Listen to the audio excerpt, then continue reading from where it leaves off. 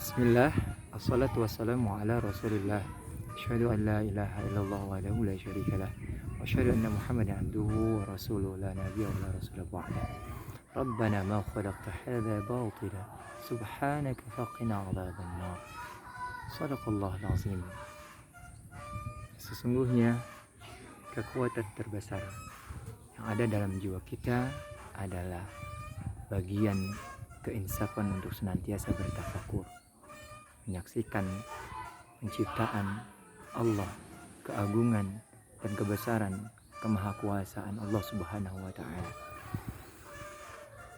Sesuatu yang terus kita tafakuri akan menjadi sebuah pelecut semangat dan akan menjadi sumber kelembutan hati, akan membuat hati kita senantiasa terhubung, dan sinyal hubungan kita kepada Allah Subhanahu wa taala akan senantiasa baik.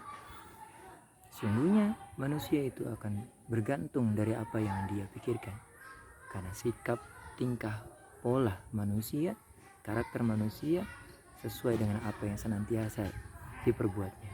Sesuatu yang senantiasa diperbuatnya akan bergantung dari apa yang sering dia pikirkan. Sesuatu yang dipikirkan akan bergantung dari apa yang selalu dia bicarakan. Sesuatu yang dibicarakan akan tergantung bagaimana input bacaan sesuatu yang datang kepadanya, datang kepada matanya. Maka orang yang baik akan berbicara dengan baik. Maka orang dengan pikiran yang baik akan juga melakukan hal-hal yang baik. Ketika dia terus memikirkan hal yang baik, maka dia akan melakukan sesuatu atau perbuatan baik yang akan mendarah daging dalam perbuatan. Amanu, yu'minu, kemudian mukmin. Pertama beriman, kemudian mengusahakan keimanannya terus meningkat, kemudian akan menjadi seorang yang beriman, mukmin, dengan segala amal soleh dan amal ibadah yang mendarah daging menjadi karakter dalam kehidupannya. Karenanya orang akan berpikir dan berbuat sesuai dengan apa yang dipikirnya menjadi sebuah kebutuhan, kepentingan. Sebagaimana orang yang menganggap uang itu bagian paling penting dari hidupnya, maka dia akan mengusahakan bagaimanapun caranya.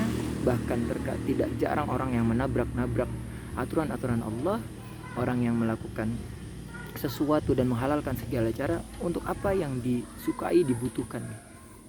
Tapi sebaliknya, ketika orang merasa ibadahnya, membaca Al-Qur'annya, sholatnya, qiyamul lailnya itu akan bergantung dengan apa yang dipahaminya. Bila ia anggap penting, maka dia kejar itu sebagai sesuatu yang penting, dan dia korbankan apapun yang bisa dia usahakan dan korbankan. Namun sebaliknya, kalau dia menganggap remeh, itu akan menjadi sesuatu yang diremehkan dan digampangkan, mudah ditinggalkan. Tidak ada rasa dalam hatinya ketika meninggalkan kebaikan-kebaikan itu untuk menyesal. Tidak ada penyesalan ketika terlewat dalam sujud-sujudnya itu tanpa doa. Tidak ada penyesalan. Dalam satu harinya terlewat untuk membaca Al-Quran. Tidak ada penyesalan. Oleh karenanya, seseorang yang beriman akan mengejawantahkan keimanannya dalam pikiran dan perbuatannya, perkataannya, pemikirannya, apa yang di dalam kalbunya. Maka seseorang bahkan bisa dilihat keimanannya ketika dia memilih tempat tinggal. Seorang yang mengangkat bahwa prestisius, orang-orang yang ada dalamnya, kelas sosial dan seterusnya, itu menjadi satu hal yang penting, maka dia akan berorientasi mencari tempat tinggal yang demikian. Bahkan seorang yang dalam perjalanan, dia butuh dan merasa penting, apa yang dia butuhkan, semisal tempat untuk buang air dan seterusnya, maka dia akan mencari tempat-tempat yang mendekat. Tapi ketika dia merasa penting dan butuh kepada sesuatu yang berhubungan dengan ibadah, maka dia akan mendekat ke masjid. Ketika orang butuh dan memprioritaskan makan dan isi perutnya, maka dia akan mendekat kepada rumah-rumah makan atau tempat-tempat makan. Nah, ikhwati fillah rahimakumullah. Semoga renungan ini bagian dari usaha kita untuk senantiasa bertafakur. Bahkan qaul ulama mengatakan, salatnya orang ahli abid 1000 tahun beribadah jauh akan lebih baik ketika ada seorang yang bertafakur untuk beberapa saat. Selamat bertafakur, selamat hari Jumat, jangan lupa bersolawat dan membaca Al-Kahfi. Wassalamualaikum warahmatullahi wabarakatuh.